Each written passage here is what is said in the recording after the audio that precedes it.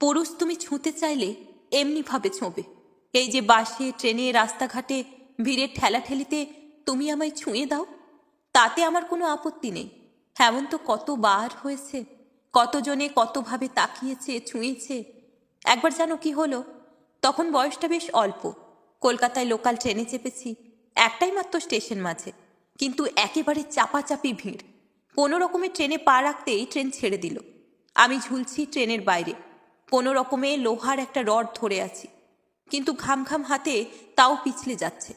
হঠাৎ একটা পুরুষালী হাত কনুয়ের কাজটা ধরেই হ্যাঁচকা টানে ট্রেনের ভেতরের দিকে নিয়ে এলো আমাকে। আমি বললাম, প্লিজ ছাড়বেন না, আমি পড়ে যাব তাহলে।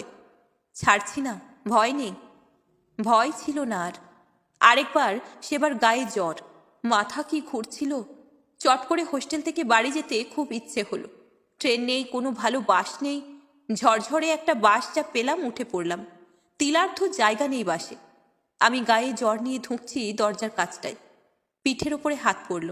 একজন গ্রাম্য বৃদ্ধ বললেন, বসবে মা? আমি দাঁড়াতে পারবো না, এই পাশটায় বসো কষ্ট করে। পাশে জায়গা ছিল না তেমন, আমার মাথা তোলারও ক্ষমতা ছিল না।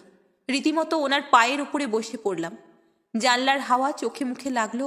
আহ, শান্তি। এরকম হয় কিন্তু, রাস্তাঘাটে কেউ কেউ হাঁ করে তাকিয়ে দেখে, অস্বস্তি হয়, আমারও হয়, কিন্তু কখনো কখনো খুব ভালো লাগে। একবার যেমন কোথাও যাচ্ছিলাম, বই পড়তে পড়তে বাসের মধ্যে ঘুমিয়ে পড়েছি। শেষ স্টপেজে এসে কন্ডাক্টর ডেকে তুলল। চেয়ে দেখলাম একটা গণ্ডগ্রাম, আর একটি ছেলে আমার দিকে অবাক চোখে তাকিয়ে আছে। আমি পাত্তা না দিয়ে বাস থেকে নেমে পড়লাম। বিকেল হয়ে এসেছিল। কন্ডাক্টর বলল, এরপর বাস আবার 2 ঘন্টা পর। একা একা দাঁড়িয়ে আছি, ভাবছি কি করব। দেখি পেছনে ওই ছেলেটিও এসেছে।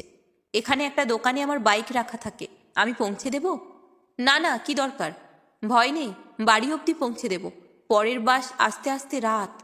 কি মনে হলো, বললাম চলুন। ভালো করে ধরে বসুন তো, চাপ নেই। বসলাম। আমাকে ঠিকানা জিজ্ঞেস করে একদম বাড়ির দরজা অবধি পৌঁছে দিয়ে গেল। আবার মাকে বলেও দিল, বলুন কাকিমা, বাসে ওভাবে কেউ ঘুমিয়ে পড়ে? এই তাকিয়ে থাকাগুলো বেশ ভালো লাগে।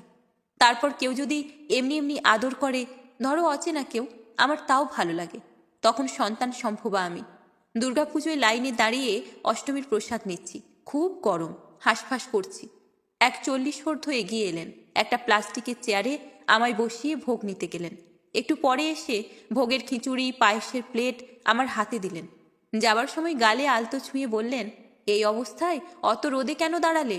মুখটা দেখো, মা দুর্গা যেন। তারও অনেক দিন আগে, বেশ 5-6 বছর আগের ঘটনা। জীবনে প্রথমবার রেডিওথেরাপি নিচ্ছিলাম, এই দিন 10-এর। তখন জানতামই না এর কি মাহাত্ম্য।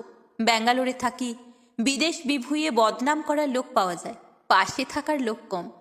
প্রথম 2 দিন বেশ নাচতে নাচতে থেরাপি নিলেও 3য় দিনে এসে অবস্থা কাহিল। এরকমই একদিন থেরাপির জন্য অপেক্ষা করছি, অফিসের এক কলিগের ফোন এলো। খুব কাছের নয়, মোটামুটি বন্ধু। জিজ্ঞেস করলো কোথায় আছি। বললাম থেরাপি নিচ্ছি। আজকে উঠে বলল, রেডিওথেরাপি চলছে, বলনি একবার? হসপিটালের নাম জিজ্ঞেস করলো। সেদিন থেরাপি সেরে বাইরে এসে দেখি রিসেপশনে দাঁড়িয়ে আছে। মাথায় একটা চাঁটি মেরে বলল, আইডিয়া আছে কোনো কি হচ্ছে? এবার থেকে আমি আসবো সাথে, খবরদার আসবে না একা। সেদিন চোখের জলটা আর দেখতে দিইনি। ছুঁতে হলে এমনি করে ছোঁ, এমন করে যাতে শেষ দিন অবধি তোমার ছোঁয়াটুকু মনে করে রাখতে পারি, গর্ব করে আনন্দ করে বলতে পারি, তুমি একটু হলেও অনেকখানি ছুঁয়েছিলে আমাকে, এখনো ছুঁয়ে আছো। প্রত্যেকবার এমনি করে ছুঁয়ো।